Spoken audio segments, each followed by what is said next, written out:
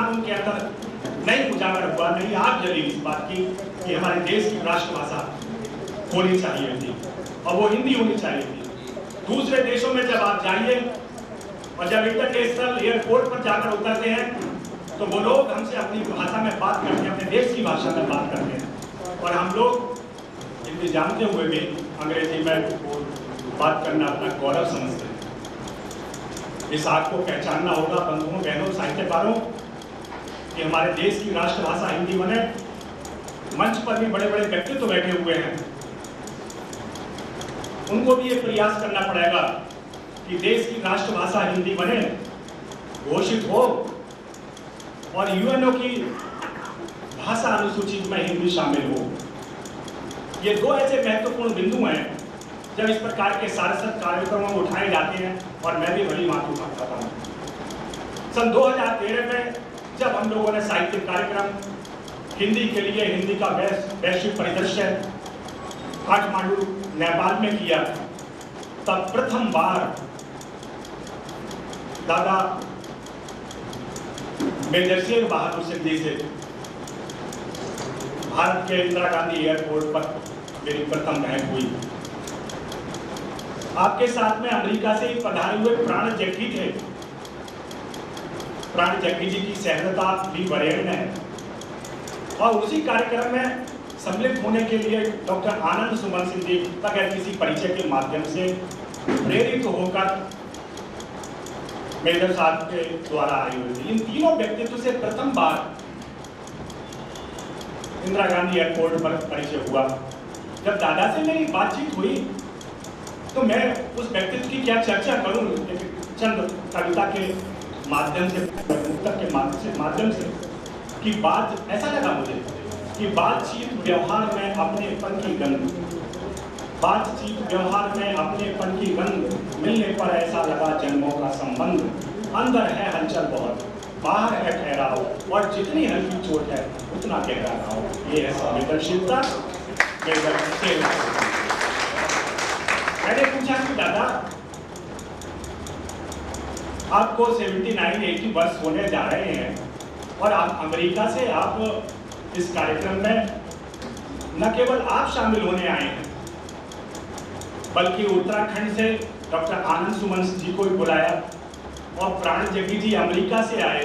उनका पूरा शरीर टूटा हुआ था, लेकिन वो उस कार्यक्रम में शामिल होने के लिए इतना पैसा लगाकर, समय देकर, और आयु के इस मोड़ पर जब उस समय उन्होंने 79 वसंत पार कर लिए थे, तो क्या क्यों आए? बड़ी सहजता पूर्वक उन्होंने जवाब दिया कि जिस मिशन को तुम लेके चल रहे हो बेटा, हम भी चाहते हैं कि वो ज्योति दूसरे देशों में भी जले। मैंने अपने मन की पीड़ा उनसे कही कि हिंदी राष्ट्रभाषा नहीं बनी है, हिंदी यूएनओ की भाषा नहीं बनी है। बातचीत आई गई हो गई, कार्यक्रम वहाँ हुआ, लौट आए। इसके बाद 2014 में कार्यक्रम सिंगापुर में हुआ और मैंने देखा कि आप सिंगापुर के कार्यक्रम में, जहाँ हमने रखा था हिंदी राष्ट्रीय और अंतर्राष्ट्रीय संदर्भ, इस सेमिनार की साहित्यिक समारोह था, पुस्तकें दोनों अवसर पर आई और वहाँ भी मेजर साहब उस कार्यक्रम में पहुंचे। बीच में कुछ अस्वस्थ हो गए। इस वर्ष कार्यक्रम दुबई में होने जा रहा है 5 जून को।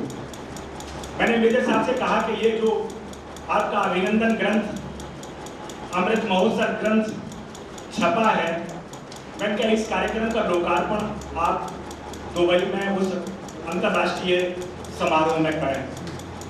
आपको कुछ नहीं करना पड़ेगा, आपको आना है और आप कार्यक्रम के मुख्य अतिथि भी रहेंगे। भाई मनोज कुमार जी से भी मैंने ये निवेदन किया था, अनुरोध किया था, लेकिन मुझे ये पता नहीं था कि यहाँ नारायणी साहित्यिक संस्था ने इस महान दायित्व को निभाया। यहाँ आकर मुझे पता चला, मैंने ग्रंथ देखा। मैं बहुत बहुत बधाई देता हूँ नारायणी संस्था को। ये आम लोगों पर तो तमाम काम करते रहते हैं, लेकिन जो समाज के ऐसे बड़े प्रतिष्ठापक हैं, जो समाज के लिए काम कर रहे हैं, जिनके व्यक्तित्व से हमें प्रेरणा मिल सकती है, ऐसे व्यक्तित्व पर न केवल काम कराना, काम कराकर उसे प्रकाशित कराना, ये बहुत बड़ा कार्य है। दादा मेजर शेर बहादुर सिंह जी बड़े सरल, सहज और आत्मीय प्रवृत्ति के, मानवीय मूल्यों के पुंज हैं और अमेरिका से आकर निरंतर हिंदी के लिए सन्नद्ध रहते हैं। अमेरिका में अंतर्राष्ट्रीय हिंदी समिति के आप डायरेक्टर रहे, अध्यक्ष रहे। जीवन का एक एक पल जहां शिक्षा और व्यावसायिकता में बीता है, शिक्षा और व्यावसायिकता आप पर हावी नहीं हो पाई, पाश्चात्य सभ्यता आपके ऊपर राज नहीं कर पाई, वहां विदेश में भी रहकर, अमेरिका में भी रहकर हिंदी की ज्योति जलाना, दूसरे देशों में जाकर लोगों को प्रोत्साहित करना, ये बहुत बड़ी बात है। मैं आपको पुनः आमंत्रित करता हूँ कि 5 जून को होने वाले दुबई महासम्मेलन में जो अंतर्राष्ट्रीय साहित्य कला मंच की ओर से हो रहा है, उसमें आप सादर आमंत्रित हैं। मैं मुख्य अतिथि के रूप में आपका अभिनंदन करना चाहूँगा। भाई मनोज जी को भी निमंत्रण दे रहा हूँ और सिसोदिया भी दे चुका हूँ, आप उसको स्वीकार करेंगे। ये भावनात्मक है, ऐसा नहीं है कहीं कुछ जाने से कोई असर पड़ जाता है, लेकिन नहीं, उसका कितना गहरा असर पड़ता है ये उन चीज़ों से पूछोगा। सरदार भगत सिंह जी ने, चंद्रशेखर आजाद, राजगुरु ने जो फांसी के फंदे पर न चढ़े होते तो हम लोग आज़ाद नहीं होते। आज़ादी केवल गांधी जी के मार्ग पर चलकर नहीं मिली, वो प्रभाव रहा होगा। आज़ादी बलिदान से, त्याग से, उत्सर्ग से मिलता है। तो जो त्याग और ये उत्सर्ग शेर बहादुर सिंह जी अपने साथियों के साथ मिलकर कर रहे हैं, निश्चित रूप से ये सफलता का बहुत बड़ा मार्ग है। उन्होंने सिंगापुर के कार्यक्रम में कहा कि हिंदी यूएनओ की भाषा बनेगी। मैं ज़्यादा समय नहीं लूँगा, 2-3 मिनट लूँगा, और जब मेरे पास बहुत कट शॉर्ट हो जाएंगे कि यूएनओ की भाषा अनुसूची में हिंदी को शामिल करने के लिए करीब $4.6 मिलियन जमा होना है। मुझे अफसोस है कि हमारी भारतीय सरकारों ने, उनके पास $4.6 मिलियन रुपया हुआ ही नहीं 68 साल तक, और अब भी कोई सरकार आई हुई, दूसरी सरकार आई है, उनको भी 6 महीने से ज़्यादा हो गए, उनके पास भी अभी $4.6 मिलियन, जैसे कि उनका यह आकर्षक व्यक्तित्व हमें कह रहा है। बहुत बहुत धन्यवाद डॉक्टर गवर्नर साहब को 6 बजे निकलना है। अधिकतम लोगों की उपस्थिति उनके सामने हो जाए, उनके विचार व्यक्त हो जाएं। मैं अग्रिम प्रस्तुति है भाई मनोज जी को आमंत्रित करना चाहता हूं, मेजर साहब के विषय में भी उनके विचार और इस अभिनंदन ग्रंथ के विषय में, इस अमृत महोत्सव ग्रंथ के विषय में उनके विचार सुनने के लिए मैं इस ग्रंथ के संपादक गीतकार मनोज जी को आमंत्रित करता हूँ, वो आए और आपसे अनुरोध करता हूँ कि एक बार जोरदार तालियां बजा करके हम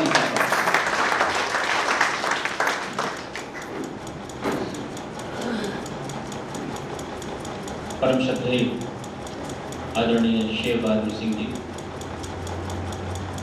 महामहिम शिव तेजस्वी साहब, डॉक्टर आनंद सुमन सिंह जी मेरे बड़े भाई जैसे हैं, और पुष्पा सिंह विसेन जो हमारी ये नारायणी साहित्य अकादमी है उसकी सचिव हैं, और हमारे अध्यक्ष डॉक्टर चंद्रमणि ब्रह्मदत्त जी और वंदना पुष्पेंद्र जी, भाई महेश दिवाकर जी, जितने भी नाम मेरी ज़बान पर आए हैं सब मेरे लिए प्रणम्य हैं। मैं सबको प्रणाम करता हूँ और बहुत भावुक क्षण होते हैं जब किसी को संतान रत्न की प्राप्ति होती है या पुस्तक रत्न की प्राप्ति होती है, और मैं बिल्कुल उन्हीं भावना में हूँ और बहुत ज़्यादा भावुक हूँ, कुछ ज़्यादा कहने की स्थिति में नहीं हूँ। लेकिन शेर बहादुर जी के इस सम्मान समारोह में, इस अमृत ग्रंथ के लोकार्पण में आप सभी लोग यहाँ पर आए हैं।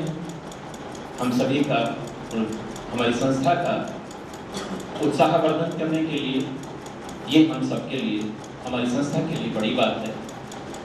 मैं व्यक्तिगत रूप से भी इसका धन्यवाद करता हूँ। मित्रों, शेर बहादुर सिंह जी का जब नाम आता है तो वो एक व्यक्ति नहीं, आकर्षण है। जो उनसे जुड़ता है तो वो जुड़ता ही चला जाता है। मुझे याद आता है एक छोटे से फोन के बाद उनसे एक ऐसा तार जुड़ा कि वो पहले एक वैचारिक मित्र की तरह रहा, फिर मेरे अपने हो गए और ऐसा लगता है कि वो मेरे परिवार के बड़े हैं। उनका परिवार ऐसा लगता है जैसे मेरा परिवार हो गया है, और उनके माध्यम से बहुत सारे अच्छे लोग मुझे अमेरिका में मेरी यात्राओं के दौरान मुझे मिले, जो हिंदी के क्षेत्र में कार्य कर रहे हैं। आदरणीय शेर बहादुर सिंह जी उन प्रथम लोगों में से हैं अमेरिका के अंदर जिन्होंने हिंदी की ध्वजा को उठाया है।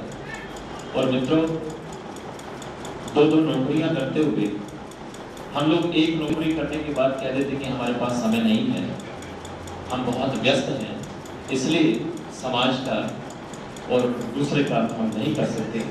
आपको तालियां बजाकर उनका सम्मान करना चाहिए कि उन्होंने दो नौकरी करने के बाद हिंदी की ध्वज पताका को अमेरिका के अंदर फहराया है, और बहुत सारी संस्थाओं के वो केंद्र में हैं, आज भी हैं, और कई संस्थाओं के वो निवर्तमान निदेशक अध्यक्ष रह चुके हैं। और एक दोपहरी मुझे याद आती है न्यूयॉर्क की। एक जगह हम लोग बैठे हुए थे, तो बहुत सारे चित्र, बहुत सारी बातें उन्होंने मुझे बताई। मैं मंत्रमुग्ध होकर सुन रहा था और सोच रहा था क्या ऐसा नहीं हो सकता कि ये जो कार्य है, ये जो बातें हैं, ये लिपिबद्ध हो जाए, और जो इनके पास है वो मेरे पास हो जाए, जो मेरे पास है वो आप सभी के पास हो जाए। इस उद्देश्य को लेकर के ये मैंने नहीं, माँ सरस्वती ने मुझसे कार्य कराया। और हालांकि कुछ लोग सोचते होंगे कि शायद मैं अमेरिका गया हूँ, तो हो सकता है अंतर्राष्ट्रीय हिंदी समिति के माध्यम से मैं अमेरिका गया हूँ। ऐसा नहीं है मित्रों। मैंने लगभग अमेरिका के 40 शहरों में सम्मेलन किए हैं, और बहुत जितने भी वहाँ के बड़े विद्वान हैं हिंदी के लिए जो काम कर रहे हैं, सबसे मेरा निकट का जाकर से परिचय है। और उस परिचय का माध्यम आदरणीय शेर बहादुर सिंह जी को ही समझता हूँ। अमेरिका में मेरे अभिभावक की तरह होते हैं, और मुझे बहुत सुंदर सलाहें देते हैं, काम करने के लिए प्रेरित देते हैं, वहाँ कैसा रहना चाहिए, क्या करना चाहिए, ये सारी बातें वो मुझे बताते हैं। तो पुस्तक आपके सामने है। जो अच्छा हुआ, हमेशा ही ऐसा होता है कि अगर कारण अच्छा है तो कार्य अपने आप हो जाता है, अगर कारण अच्छा नहीं है तो कार्य भी अच्छा नहीं हो पाता। तो कारण जो है वो श्रीमान शेर बहादुर सिंह जी हैं, और छोटा सा जो कार्य मुझसे हुआ है वो उनके आकर्षण का परिणाम है, जो मैं इस तरह का काम कर पाया। और मैं ही नहीं, मेरे साथ कई जो लोगों ने बहुत सहयोग दिया, इनमें श्री राजेंद्र सिंह जी हैं, डॉक्टर महेश दिवाकर हैं, और कई लोग हैं। मैसूर विश्वविद्यालय से BN सिंह हैं, YP सिंह हैं जो लखनऊ विश्वविद्यालय से हैं। उन लोगों ने इसमें हिंदी से जुड़े हुए कुछ अमूल्य लेख भेजे जिनको मैं प्रकाशित कर पाया। और ये सब हिंदुस्तान के नाम है, लेकिन जो अमेरिका में रह रहे हैं ऐसे लोगों की सूची भी लंबी है। श्री राजेंद्र मिश्रा जी हैं, और आलोक मिश्रा हैं, और अशोक सिंह हैं, धर्मपाल सिंह हैं, बहुत सारे ऐसे लोग हैं, सुधा ओम ढींगरा हैं, नंदलाल सिंह हैं, जिन्होंने जिन्हें भी कार्य की जिनको सूचना मिली उन्होंने मेरी उत्साहवर्धन किया। मैं उनको भी प्रणाम करता हूँ इस अवसर पर। और मित्रों, बस बहुत कुछ कहना होता, बहुत सारी भावनाएं होती हैं, लेकिन भावनाएं जो हैं वो कभी शब्दों से बड़ी नहीं हो सकती।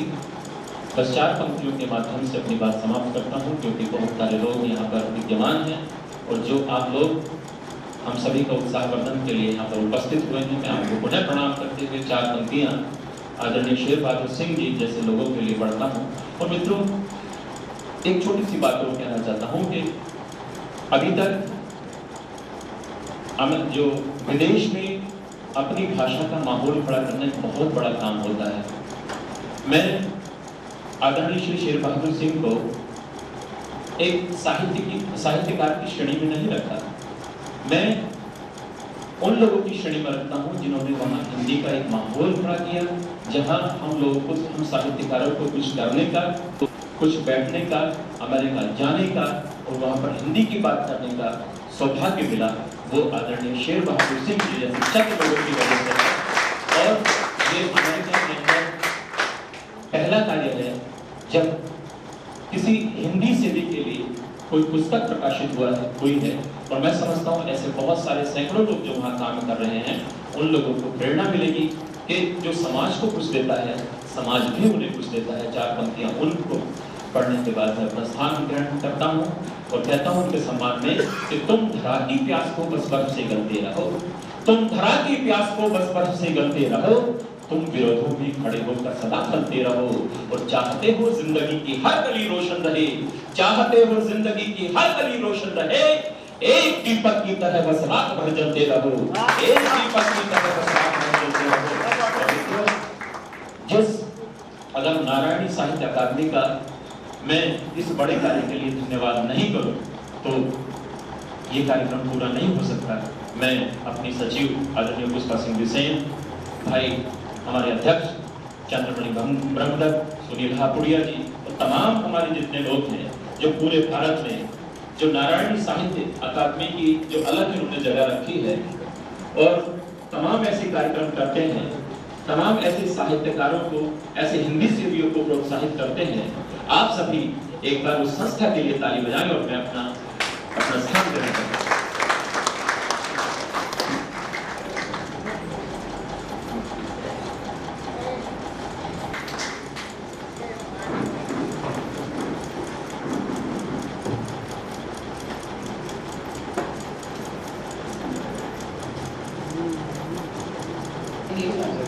और संयोग से ये हमारे पति तीर्थ क्षेत्र से हैं, जौनपुर जिले में मेरा विवाह हुआ है और आज यहाँ मेरे पति महोदय अभी पधारे हैं बहुत रिक्वेस्ट के बाद।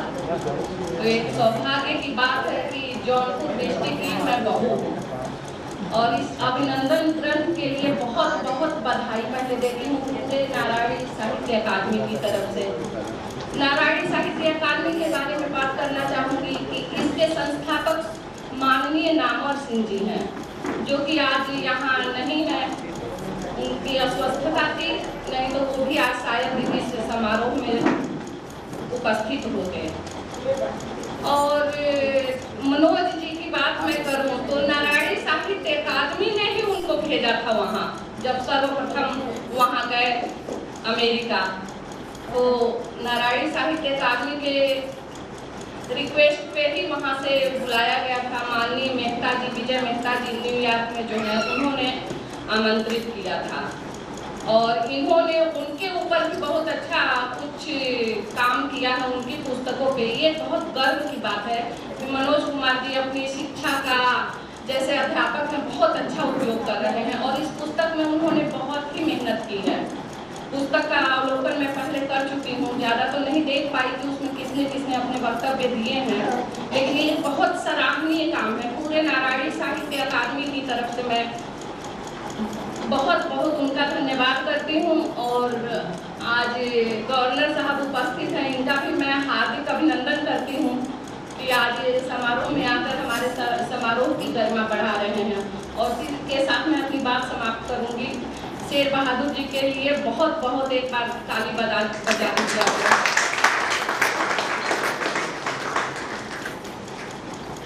बहुत बहुत धन्यवाद डॉक्टर पुष्पा सिंह जी।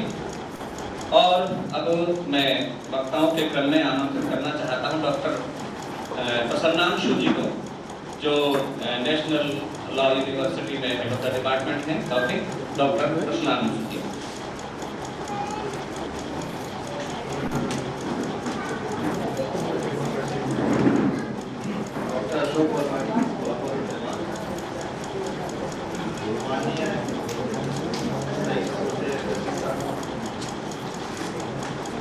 डॉक्टर चंद्रमणि ब्रह्मदत्त,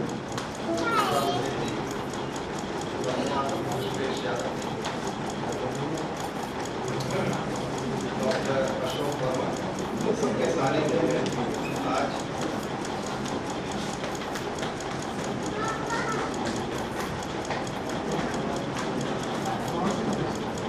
अमृत ग्रंथ का लोकार्पण हो रहा है, ये बहुत ही हर्ष की बात है। बैठे बैठे मेरे दिमाग में कुछ पंक्तियाँ आई, मैंने लिखा बहुत अच्छा तो नहीं लिखा है, पर फिर भी शायद ये मेरे भावों का सार है। तो उसी बनाई है इसकी मैंने। माननीय मेजर महोदय, आपको इस वक्त है हमारा भाग्योदय कि आज है अमृत ग्रंथ हमारे हस्त और नारायणी साहित्य अकादमी परिवार है जुटा समस्त। कि आज है अमृत ग्रंथ हमारे हस्त और नारायणी साहित्य अकादमी परिवार है जुटा समस्त। शेर आप एनसीसी के, बहादुर कर्मवीर लेखनी के और सिख हिंदी संस्कार के। अमेरिका में आप करें सर्जना गर्जना और इधर हिंदी का मस्तक तना। बस इतना ही निवेदन है।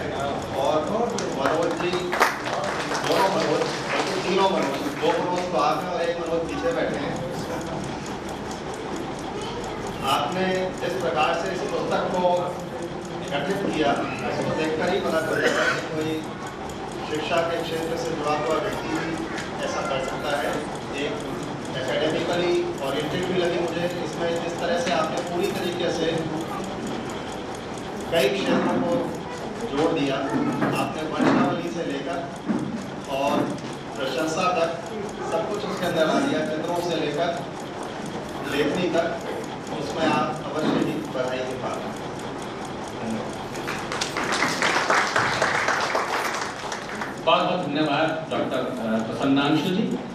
और मैं एक भी शब्द निरर्थक नहीं बोलना चाहता और एक मिनट खर्च नहीं करना चाहता। और मैं चाहता हूं कि सबकी सार गर्भित प्रस्तुतियां, उपस्थितियां इस मंच पर दर्ज हो जाएं।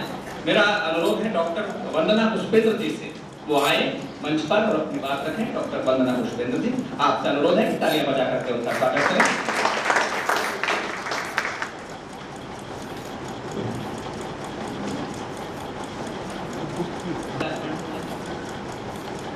शेर बहादुर सिंह जी का नाम मैंने सुना, उनके बारे में जाना, पर ये नहीं जानती थी कि वो मेजर शेर बहादुर सिंह हैं। मेरे लिए ये मेजर शब्द बहुत मायने रखता है। मैं एक फौजी की पत्नी हूँ, कर्नल पीके यादव है मेरे हस्बैंड का नाम। मेजर जुड़ गया उस जमाने के मेजर, मेरे लिए तो आदरणीय बन गए और मेरा परिवार बन गया। एक सिपाही, जी धन्यवाद। एक सिपाही जानता है कि लड़ना क्या होता है हर मोर्चे पर। वो देश के लिए लड़ता है, आज वो हिंदी के लिए लड़ रहा है। जब वो बॉर्डर पे रहे होंगे तो उन्होंने लोहा लिया होगा दुश्मनों से या अलग अलग तरह के मौसमों से, पर आज वो हिंदी के लिए अंग्रेजी माहौल में लड़ाई लड़ रहे हैं। और उनकी इस लड़ाई को, उनके इस युद्ध को पहचान मिल रही है, तभी तो आज ये अभिनंदन ग्रंथ बन सका है। मेरी तरफ से मैं बहुत बहुत बधाई देती हूँ मेजर शेर बहादुर सिंह जी, आपको भी, और मनोज कुमार मनोज जी आपको भी, जिन्होंने इतनी मेहनत से ये ग्रंथ तैयार किया। और ये ज्वाला इसी तरह जलती रहे और जो आगे बढ़ती रहे। धन्यवाद।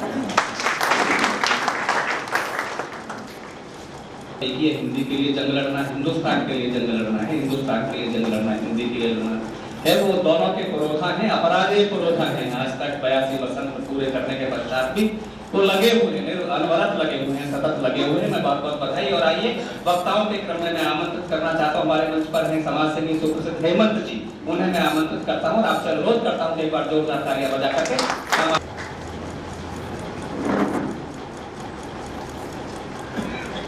अत्यधिक गौरवान्वित महसूस कर रहा हूँ।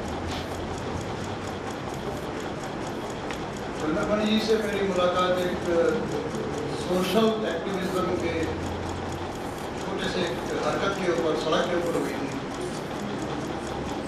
चंद्रमणि जी ने मुझे याद रखा और आज मुझे यहाँ पर बुलाया। मैं उनका बहुत बहुत धन्यवाद करना चाहता हूँ। सब मेरा आप सबसे कोई भी तुलना नहीं हो सकती किसी तरह। बेसिकली लड़का आदमी हूँ, लड़ाका हूँ, कोई भी चीज़ गलत देखता हूँ बर्दाश्त नहीं करता, अपनी आवाज़ से दूर करता हूँ। गुस्सा आता है गुस्से पर काबू करने की कोशिश कर रहा हूँ और असर्टिव बनने की कोशिश कर रहा हूँ कि मैं मानव अधिकार अपना और दूसरे का एहसास करा सकूँ, जिसकी हमारे देश में सबसे अधिक कमी है। जिसके हाथ में पैसा है, जिसके हाथ में ताकत है, वो सोचता वही मालिक है। यहाँ पर ह्यूमन राइट्स, मानवाधिकारों की कोई इज्जत नहीं है। हिंदी के बारे में मेरे अपने मन में अत्यधिक प्रेम है। मुझे किसी बुजुर्ग ने एक बार कहा था कि जिस देश का अपना अक्षर नहीं होता, जिस देश का अपना अक्षर नहीं होता, वो देश कभी उन्नति कर नहीं सकता। और ये बात हमारे ऊपर 100% लागू होती है। 150 बहाने दिए जाते हैं देश की उन्नति नहीं होने के लिए। कभी कहा जाता है जनसंख्या बहुत ज्यादा है, कभी कहा जाता है अज्ञानता बहुत ज्यादा है, वगैरह वगैरह। जनसंख्या चीन की भी अत्यधिक है। चीन कहाँ पहुंच गया? आज विदेश से कोई गिफ्ट आता है, मेड इन चाइना, शर्म आती है। कैमरा, फोटोग्राफर हूँ, कैमरास खरीदने पड़ते हैं, made in China. Graphic artist हूँ, कंप्यूटर इस्तेमाल करता हूँ, मेड इन चाइना। कहाँ गए हम? हम गुलामों की माफिक तो सब जगह काम कर रहे हैं, पर हमारा अपना कुछ भी नहीं है। जो मैंने एनालाइज किया उसका कारण है हमारी नियत में खोट है। हम केवल पैसे के लिए बिकते हैं। पैसे से हम समझते हैं पैसा आ जाए सब कुछ आ गया। और कोई भी बेईमान ये नहीं समझता कि जिस ताकत और पैसे के ऊपर वो खेल रहा है, जो समाज का वो निर्माण कर रहा है, उसी समाज में कल उसके बच्चे ने जीना है। और सबसे ज्यादा इंसान प्यार करता है अपने बच्चे से, चाहे वो इंसान हो चाहे वो पशु हो। और वो ये नहीं समझ रहे कि वो खुद को काट रहे हैं, खुद को खा रहे हैं। तो सब मैं दोबारा से अपनी लाइन पर आ रहा हूँ। लड़ाका हूँ, लड़ रहा हूँ, जितनी मेरी क्षमता है, जितनी मेरी ताकत है। देशद्रोही दो प्रकार के होते हैं। एक वो जो अपनी माँ को बेच के खाते हैं, और दूसरे वो जो अपनी माँ को बिकता हुआ देख रहे हैं और बोल नहीं रहे। मेरे दोस्तों, मेरे साथियों, मैं उस श्रेणी में, उस गिनती में, उस लाइन में नहीं आना चाहता जो चुपचाप देख रहा है। मैं बोल रहा हूँ, मैं शोर कर रहा हूँ, मैं चित्कार कर रहा हूँ। और ये पुस्तिका मेरे सामने रखी हुई थी। इसका जो पहली कविता मैंने पढ़ी, मुझे लगा किसी ने मुझे चित्रित कर दिया। ये पढ़ना चाहूंगा एक बार आपकी अनुमति के साथ। बिल्कुल ऐसा लग रहा है जैसे किसी ने मुझे चित्रित कर दिया। सरकारी नौकर हूँ, पिछले 37 साल से सरकारी नौकरी कर रहा हूँ। नहीं चाहा कि कभी मुझे एक भी पैसा हराम का मिले, मुझे जीने नहीं दिया जा रहा, पर मैं लड़ रहा हूँ। हार मानूंगा नहीं। राह कितनी भी हो कठिन, थक कर बैठूंगा नहीं। मर जाऊंगा, मिट जाऊंगा, पर हार मानूंगा नहीं। चलना हो जिन्हें वे चले साथ, साहस हो जिनमें वे बढ़े साथ। रास्ता हो कितना भी दुर्गम, पीछे मुड़कर देखूंगा नहीं, हार मानूंगा नहीं। संघर्षों का पथ मैंने चुना है, गीत अपना मैंने बुना है। नगद धर्म की बात करके उधार जीवन जीऊंगा नहीं, हार मानूंगा नहीं। सच पर कुहासा छाया है, ये बदकिस्मती है हमारे राष्ट्र की, पर वो बदकिस्मती हमारे राष्ट्र की नहीं है। हम सबने ये महसूस करना है और आज एहसास करके जाना है कि वो हमारे बच्चों ने भुगतना है। तब हम नहीं होंगे, हमारी ताकत, हमारा पैसा, हमारी सीट नहीं होगी, केवल हमारे बच्चे होंगे जो इस सच पर कुहासा छाया है को बर्दाश्त कर रहे होंगे। झूठ का बड़ा दौर आया, झूठ से मिले स्वर्ग भी तो सच का दामन छोड़ूंगा नहीं, हार मानूंगा नहीं। बहुत सुंदर आदरणीय हेमंत जी। कभी चाणक्य ने कहा था कि किसी भी समाज को या राष्ट्र को वहां के बुरे लोगों से खतरा नहीं होता। खतरा होता है, बड़ा खतरा होता है उन समझदार और अच्छे लोगों से जो उस खतरे को भांपने के बाद भी चुप रह जाते हैं, मौन रह जाते हैं, उसका विरोध नहीं करते। कभी राष्ट्र कवि महाकवि दिनकर जी ने लिखा था कि समर शेष है नहीं पाप का भागी केवल याद, जो तटस्थ थे समय लिखेगा उनका भी अपराध। जो तटस्थ हो गए राष्ट्र के नाम पर, स्वाभिमान के नाम पर, संस्कृतियों के नाम पर, उन लोगों को कभी समाज ने क्षमा नहीं किया, उन लोगों को कभी माफ नहीं किया। आइए मैं इसी वक्ताओं के क्रम में हमारे मंच पर उपस्थित हैं आदरणीय आनंद सुमन जी, मैं उन्हें आमंत्रित करता हूं और आपसे अनुरोध करता हूं कर्तव्य ध्वनियों से हम आनंद सुमन जी।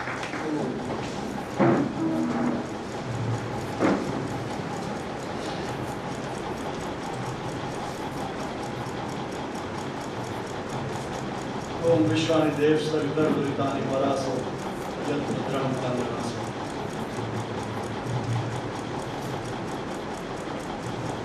शेर बहादुर जी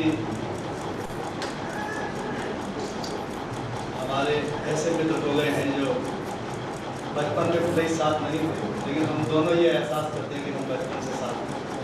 10 साल का अंतर, कोई लंबा चौड़ा अंतर नहीं, तो हमसे 10 या 11 साल बड़े हैं, लेकिन हमारी बातें वही होती है जो मित्रों में हो, वैसे ही हम होगा साथ। विश्व हिंदी सम्मेलन में हमारी भेंट हुई, डॉक्टर करण सिंह थे वहाँ, आनंद शर्मा है, प्रोफेसर साहब ने हमें भोजन कराया और उसके बाद ये संबंध बहुत प्रगाढ़ हो गया।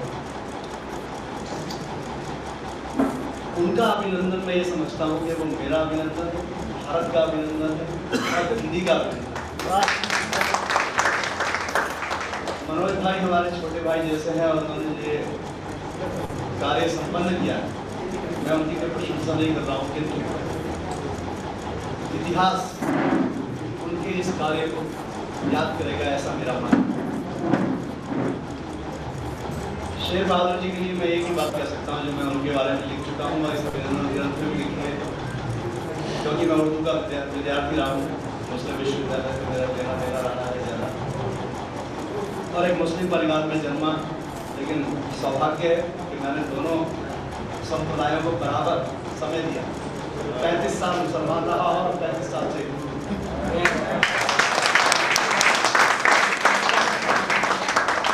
हजारों साल उम्र की सबसे बेदूरी पे होती है, बड़ी मुश्किल से होता है चमन में जिंदा वक्त। तो शेर बहादुर सिंह ऐसे व्यक्ति हैं जो बिल्कुल शांतिपूर्वक कार्य करते हैं। मैं न्यूयॉर्क में उनके साथ रहा हूँ, उनके मित्र मंडल को, उनके साथियों को, उनके स्थानों को, जहाँ जहाँ हम लोग घूमे हैं, रेल में, कार में, पैदल। तो बचपन में जब गांव में थे तो हमारे दादाजी हमसे कहा करते थे कि अपने से छोटों को तो सब मार देते, अपने से बड़ों को मार देना, क्योंकि बुलंदशहर में मार धाड़ ज़्यादा होती है और ऐसे कुल में जन्मे जहाँ मार धाड़ का स्वाभाविक गुण था, क्षत्रिय कुल में जन्मे, रघुकुल में मर्यादा पुरुषोत्तम राम के जो बड़े पुत्र थे लव, तो मेरा ये सौभाग्य है कि मैं उस परिवार में जन्मा हूँ और उस परिवार की परंपरा को आगे बढ़ाने का कार्य कर रहा हूँ। तो उस दृष्टि से भी मैंने कभी अपने आप को इस नतीजों में कम नहीं पाया। लेकिन मुस्लिम विश्वविद्यालय के बाद जो एक कमी थी वो 2007 में पूरी हुई, जब शेर बहादुर सिंह जी से हमारी मित्रता हुई और हम लोगों ने किया। अभी डॉक्टर महेश दिवाकर जी ने जो कार्यक्रम की बात की दुबई के, मैं महेश दिवाकर जी से तो लिख के दे सकता हूँ।